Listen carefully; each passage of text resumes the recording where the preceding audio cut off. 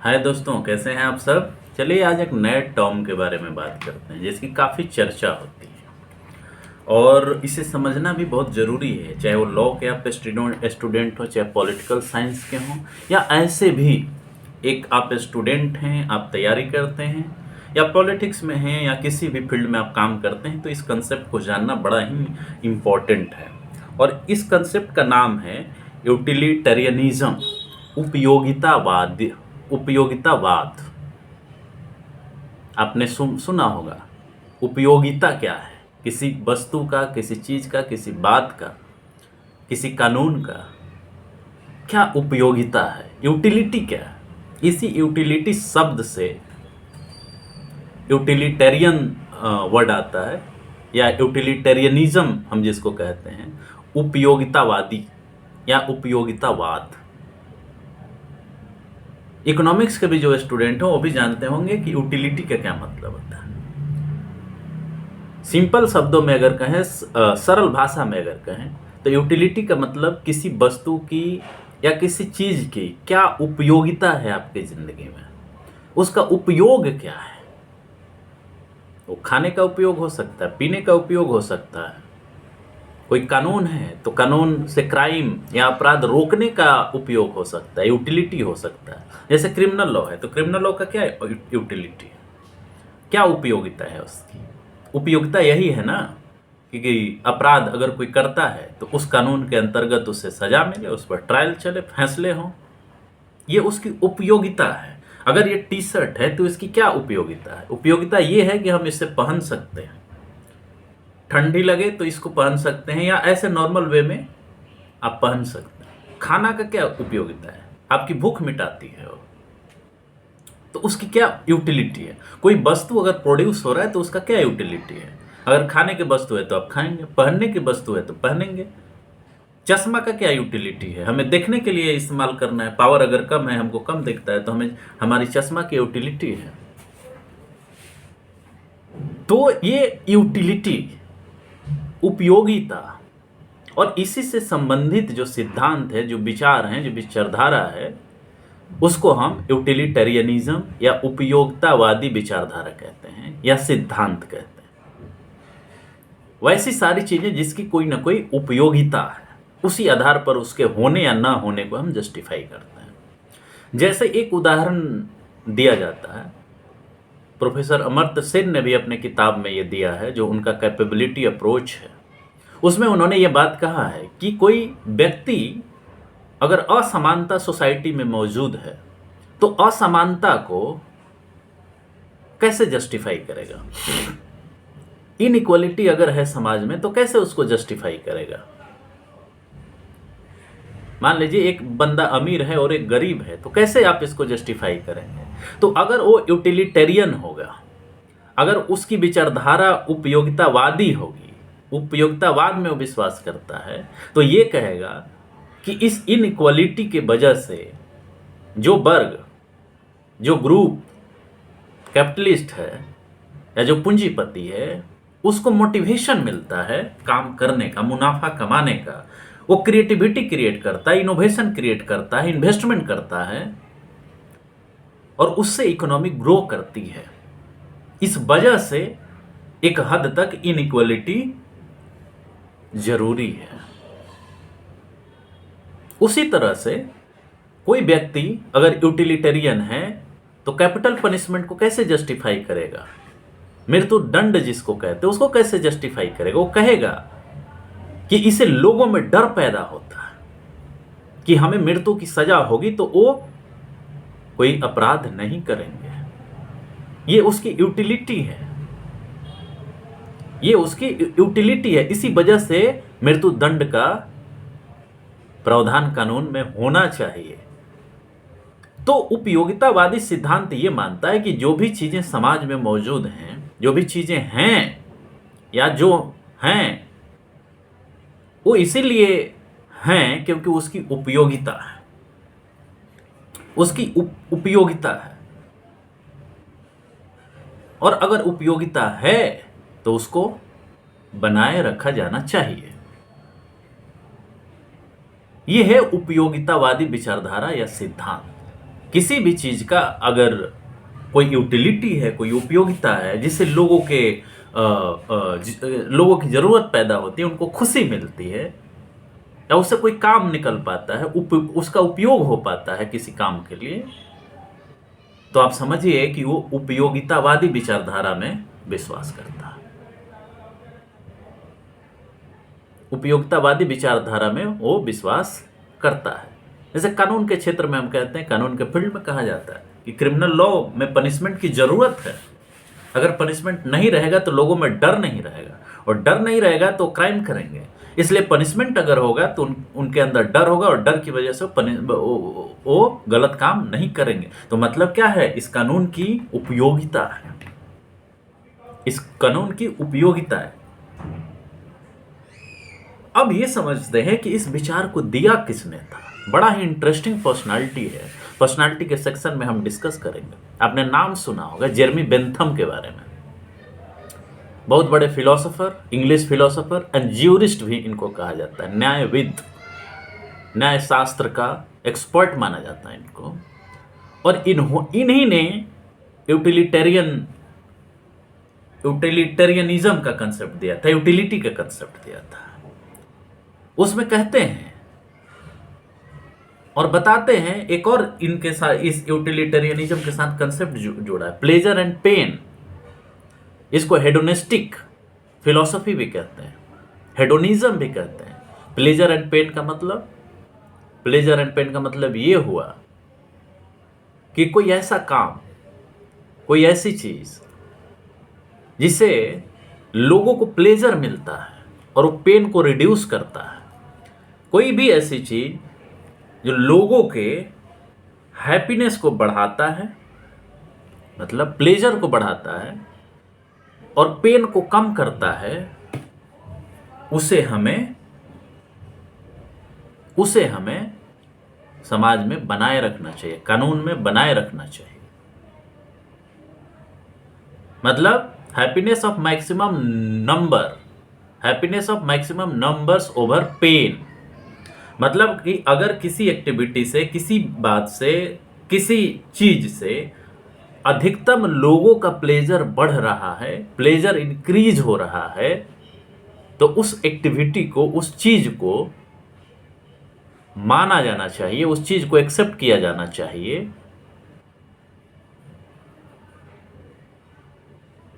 उस चीज को कंटिन्यू किया जाना चाहिए, क्योंकि उससे लोगों का प्लेजर बढ़ रहा है, लोगों की खुशी बढ़ रही है। तो ये होता है प्लेजर एंड पेन की थ्योरी। मतलब वैसा कोई भी चीज आप एक्सेप्ट करिए जिससे प्लेजर बढ़े और पेन घटे। पेन नहीं बढ़ना चाहिए, प्लेजर बढ़ना चाहिए। वैसी सारी चीजें यूटिलिटेरियनिज्म के कंसेप्ट में आती हैं। इसको हेडोनिस्टिक कैलकुलस भी कहा जाता है। जेरेमी बेंथम ने यह बात कही थी कि इसको क्वांटिफाई किया जा सकता है, इसको क्वांटिटी में, मात्रा में बदला जा सकता है। यह समझा जा सकता है कि प्लेजर ज्यादा है कि पेन ज्यादा है। जिसमें पेन ज्यादा है, जिस एक्टिविटी में, जिस कार्य में और या किसी वस्तु से पेन ज्यादा हो रहा है लोगों को, तो उसको आप कम करें, उसे खत्म करें।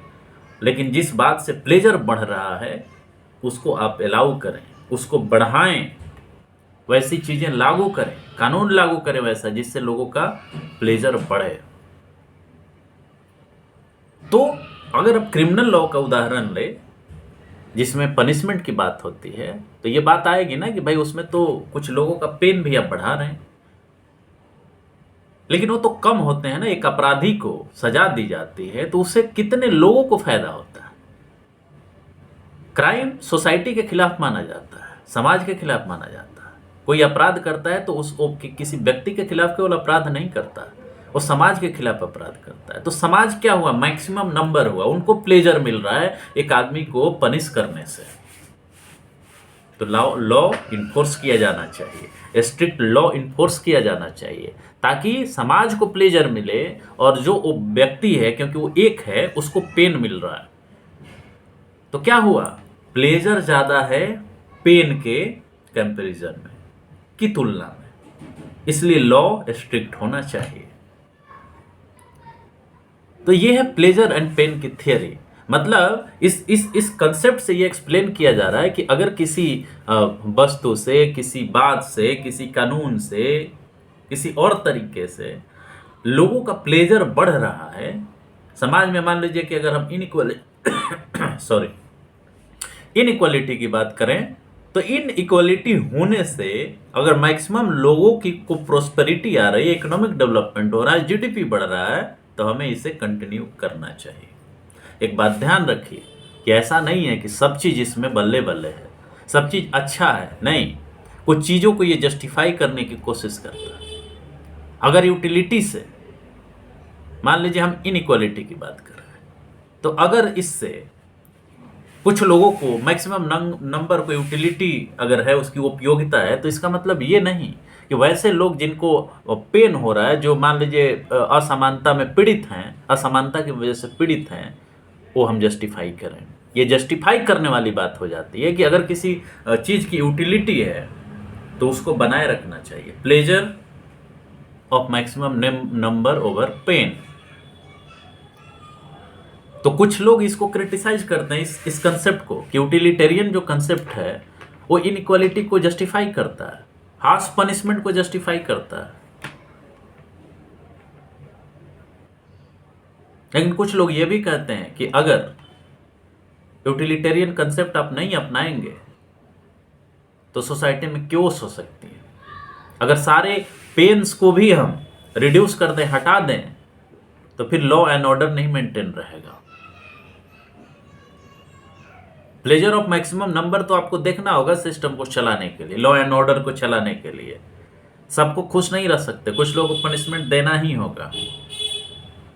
लेकिन ये नेचुरल लॉ का प्रिंसिपल है, आप या कहें कि इथिकल जो लॉज होते हैं जिसमें इक्वलिटी की बात करते हैं, आइडियलिस्ट जो चीज़ें होती हैं, आइडियल्स जो होती हैं, उसके खिलाफ खड़ा होने लगता है, क्योंकि ये हर चीज़ की उपयोगिता की बात करता है, हर चीज़ की उपयोगिता की बात करता है।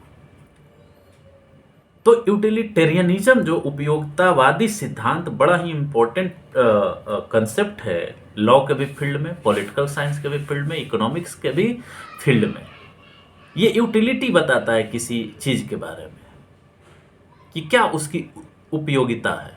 अगर उपयोगिता है तो जस्टिफाइड है कुछ हद तक, अगर उपयोगिता नहीं है तो उसको हमें ख़त्म कर देना चाहिए, हमें ख़त्म कर देना चाहिए। अगर किसी वस्तु से, किसी विचार से, किसी लॉ से, किसी कानून से, किसी प्रैक्टिस से, किसी कस्टम से अगर लोगों की हैप्पीनेस इंक्रीज हो रही है तो उसे कंटिन्यू करना चाहिए। लेकिन ये भी तो है कि कुछ हैप्पीनेस ऐसी हो सकती हैं, मान लीजिए कि कोई व्यक्ति है, किसी व्यक्ति के खिलाफ वो अपराध करता है, एक समूह है, एक ग्रुप है, और कुछ व्यक्तियों के खिलाफ वो अपराध कर रहा है और उसको उसमें प्लेजर मिल रहा है, तो क्या उस तरह की आपराधिक प्रवृत्ति को भी जस्टिफाई किया जा सकता है? ये इसका लिमिटेशन है, ये इसका लिमिटेशन है, इस कंसेप्ट का लिमिटेशन है, इस थ्योरी का लिमिटेशन है, इस विचारधारा का लिमिटेशन है। दूसरी बात, जो क्रिटिसिज्म आते हैं, आलोचना इसकी होती है, वो ये होती है कि कैसे आप प्लेजर और पेन को, जो कि आप एक साइकोलॉजिकल माइंड से वो करते हैं, तो प्लेजर और पेन महसूस करने वाली चीज़ है। आप ये इमोशनल चीज़ें हैं, आप इसको कैसे क्वांटिफाई करेंगे, कैसे ये बता पाएंगे, क्वांटिफाई कर पाएंगे, मतलब उसको मात्रा में कैसे बताएंगे? ये तो भाव की बात होती है ना, क्वालिटी की बात होती है, एब्स्ट्रैक्ट चीज़ें होती हैं। इसको आप बता कैसे पाएंगे कि कितना क्वांटिटी में, आधा किलो, 1 किलो, 2 किलो, क्या आप बता पाएंगे क्या कि आपको प्लेजर आधा किलो मिला, 1 केजी मिला? ये जो फेलिसिफिक कैलकुलस है, जो जेरमी बेंथम का ही दिया हुआ है, क्या इससे आप क्वांटिफाई कर पाएंगे? आप प्लेजर और पेन को एक साइड, कि प्लेजर कितना मिला, पेन कितना मिला, इसको कैसे क्वांटिफाई करेंगे? इसकी मात्रा कैसे आप बताएंगे? ये इसका बहुत बड़ा क्रिटिसिज्म है, उपयोगितावादी सिद्धांत का ये बहुत बड़ा क्रिटिसिज्म है कि आप इसको कैलकुलेट करने की बात करते हैं। कैसे ये संभव है? ये कैसे संभव है? दूसरी बात कि लीगल रिफॉर्म की अगर हम बात करें, लीगल जैसे आजकल रिफॉर्मिज्म चल रहा है, सुधारवादी क्रिमिनल सिस्टम की बात हो रही होती है, आपराधिक कानून की बात होती है, जिसमें सुधार का मौका दिया जाना चाहिए। उसके ये लगता है कि अगेंस्ट जा रहा है। जहां पे सोसाइटी का अगर प्लेजर बढ़ रहा है किसी को पनिशमेंट देने से, तो पनिशमेंट दिया जाना चाहिए। इसकी उपयोगिता यही है ना, उपयोगितावादी सिद्धांत के हिसाब से, कि अगर किसी को पनिशमेंट दे रहे हैं और उसको उससे मैक्सिमम नंबर को फायदा हो रहा है तो पनिशमेंट दिया जाना चाहिए, दिया जाना चाहिए। उसका इम्पैक्ट ये होगा। लेकिन डेटा बताते हैं, बहुत सारे ज्यूरिस्ट लिखते हैं, बहुत सारे पॉलिटिकल साइंटिस्ट लिखते हैं कि इसका पनिशमेंट दे देने से, क्योंकि उस पनिशमेंट को देने से मैक्सिमम लोग खुश होते हैं, उसको उसका क्राइम कंट्रोल करने पर कोई प्रभाव पॉजिटिव हो, इस बात की गारंटी नहीं है, इस बात का डेटा नहीं है कि ज़्यादा पनिशमेंट देने से, कैपिटल पनिशमेंट देने से क्राइम करने वालों की संख्या कम हो जा रही है। डेटा बताते हैं कि जहाँ जहाँ पे कैपिटल पनिशमेंट है वहाँ क्राइम कम नहीं हुए, हिनियस क्राइम बढ़े हैं। लेकिन जहाँ पे कैपिटल पनिशमेंट नहीं है वहाँ पे वो कंट्रोल हुआ है। तो कैसे जस्टिफाई करेंगे कैपिटल पनिशमेंट को? कैसे क्वांटिफाई करेंगे कि सोसाइटी तो खुश हो गया किसी को कैपिटल पनिशमेंट दे करके, लेकिन उसका नतीजा क्या हुआ? नतीजा ये हुआ क्या कि क्राइम कम हो गया? तो ये कुछ इसके क्रिटिसिज्म है। लेकिन आप इस कंसेप्ट का इस्तेमाल करके बहुत सारी चीज़ों को समझ सकते हैं। बहुत सारे जो गलत चीज़ें आज प्रैक्टिस में हैं, बहुत सारी वैसी चीज़ें जो आज नहीं होनी चाहिए, जो चल रही हैं समाज में प्रैक्टिस के नाम पर, कानून के नाम पर, विचार के नाम पर, प्रैक्टिसेस के नाम पर, कस्टम के नाम पर, उस पर सवाल उठा सकते हैं कि इसकी क्या उपयोगिता है। इससे ये समझ सकते हैं कि इस उपयोगितावादी विचारधारा से क्या फायदा हो रहा है, किसको कितना फायदा हो रहा है, किसको कितना नुकसान हो रहा है, किसका प्लेजर बढ़ रहा है, किसकी हैप्पीनेस बढ़ रहा है, किसका पेन बढ़ रहा है। सोसाइटी में अगर कोई जस्टिफाई किसी बात को कर रहा है, जैसे असमानता को जस्टिफाई कर रहा है, गरीबी को जस्टिफाई कर रहा है, डिस्क्रिमिनेशन को जस्टिफाई कर रहा है, ऊंच नीच की भावना को जस्टिफाई कर रहा है, महिला पुरुष के अंतर को जस्टिफाई कर रहा है, तो क्यों कर रहा है? इस जस्टिफिकेशन को समझने में ये कंसेप्ट आपको मदद कर सकता है कि क्या उपयोगिता है उसकी। जैसे हम कहें महिला पुरुष की बात, तो पैट्रियार्कल समाज में पुरुष को मान लिया जाता है कि वो मजबूत है महिला से, उसमें ज़्यादा फिजिकल पावर है। इसकी एक उपयोगिता है, क्योंकि पितृसत्तात्मक समाज में पुरुषों की सत्ता बनाए रखनी, महिलाओं को सबऑर्डिनेट पोजीशन में रखना है, डिस्क्रिमिनेशन, ऊंच नीच की भावना में जो ऊंचे जातियों में या वर्गों में आते हैं, ये यूटिलिटी है कि वो ऊंच नीच की भावना को बनाए रखें, क्योंकि ऊंच और नीच से तय होगा कि किसको कितना रिस्पेक्ट मिलेगा, किसको कितना इज्जत मिलेगा, किसके पास कितना धन होगा, किसके पास कितना दौलत होगा। इसकी यूटिलिटी है। इस कंसेप्ट को समझने से भी पता आपको चलेगा कि किसी चीज की यूटिलिटी बनाए रखने की जरूरत है या उसे बदलने की जरूरत है। कब बदलने की जरूरत है? किसी को कितना पेन मिल रहा है, किसको कितना प्लेजर मिल रहा है, क्या प्लेजर ज्यादा है या पेन ज्यादा? अगर पेन ज्यादा है तो उसको कैसे बदला जाए? अगर मान लीजिए कोई ऐसा कानून है जिससे कि पेन ज्यादा हो रहा है, तो उसको आपको कम करना होगा। जैसे होमोसेक्सुअलिटी का जर्मी बेंथम ने वो किया था कि इसको लीगलाइज करना चाहिए, क्योंकि इससे लोगों का पेन बढ़ता है। तो पेन बढ़ने वाली कोई भी बात, कोई भी चीज, कोई भी कानून, कोई भी प्रैक्टिस नहीं होना चाहिए सोसाइटी में। प्लेजर बढ़ाने वाली चीज होनी चाहिए। बाद के दिनों में उन्होंने कैपिटल पनिशमेंट को हटाने की बात करी थी, क्योंकि उससे लोगों का पेन बढ़ता है। लेकिन फिर यहीं इसी कंट्राडिक्शन में ये अपने आप में क्लैश करने लगता है कि प्लेजर और पेन को मापेंगे कैसे। कुछ लोगों का पेन बढ़ रहा है तो आप कह रहे हैं कि उस पेन को हटा दीजिए, एक तरफ आप कह रहे हैं कि जिनका प्लेजर है उनको बढ़ने देना चाहिए। तो ये कंट्राडिक्टरी हो जाता है यहाँ पर। लेकिन बहुत सारी चीज़ों को समझने के लिए, उसकी उपयोगिता को समझने के लिए इस कंसेप्ट का हम लोग इस्तेमाल करते हैं। फिलोसॉफिकली भी चीज़ों को समझने के लिए इस कंसेप्ट का आप इस्तेमाल कर सकते हैं एज अ टूल्स। तो दोस्तों, ये था यूटिलिटेरियनिज्म, उपयोगितावादी विचार, जिसको जेरेमी बेंथम ने दिया था, जिसमें उन्होंने प्लेजर एंड पेन की बात करी, हैप्पीनेस ऑफ मैक्सिमम नंबर की बात करी, जिसमें पेन को घटाने की बात उन्होंने कही, उन्हें हेडोनिस्टिक कैलकुलस की बात कही या फेलिसिफिक कैलकुलस की बात उन्होंने कही कि प्लेजर और पेन को मेजर किया जा सकता है। जो कोई भी चीज़ें, प्रैक्टिसेज या लॉ जो प्लेजर को बढ़ाती हों, हैप्पीनेस को बढ़ाती हों, उसको बढ़ाना चाहिए, लेकिन जो कानून या प्रैक्टिस या कोई भी चीज़ पेन को बढ़ाती है उसको रिड्यूस करना चाहिए। इसकी आलोचनाएं भी हैं, उस आलोचनाओं को भी हमने ब्रीफली डिस्कस किया। तो इसको आप जानें, इसका इस्तेमाल करिए एज ए टूल्स के रूप में, समझने के पर्पज से कि जो भी सोसाइटी में घटनाएं हो रही हैं वो कैसे हो रही हैं, उसकी क्या यूटिलिटी है भी या नहीं है, वो प्लेजर को बढ़ा रही है कि पेन को बढ़ा रही है। ये जब समझिएगा तो इस कंसेप्ट का इस्तेमाल आप कर सकते हैं, इस कंसेप्ट के माध्यम से चीज़ों को समझ सकते हैं। तो इसी के साथ हमें इजाज़त दीजिए अपनी बात को समाप्त करने के लिए। उम्मीद करेंगे कि ये कंसेप्ट्स आपको टूल्स के रूप में सहायता करेंगे चीज़ों को समझने, इंटरप्रेट करने या फिलोसोफाइज करने में, प्रॉब्लमेटाइज करने में किसी चीज़ को, किसी घटना, किसी फिनोमिना पर सवाल उठाने में ये मददगार साबित होंगी। इसी के साथ नमस्कार, धन्यवाद, जय हिंद, जय भारत।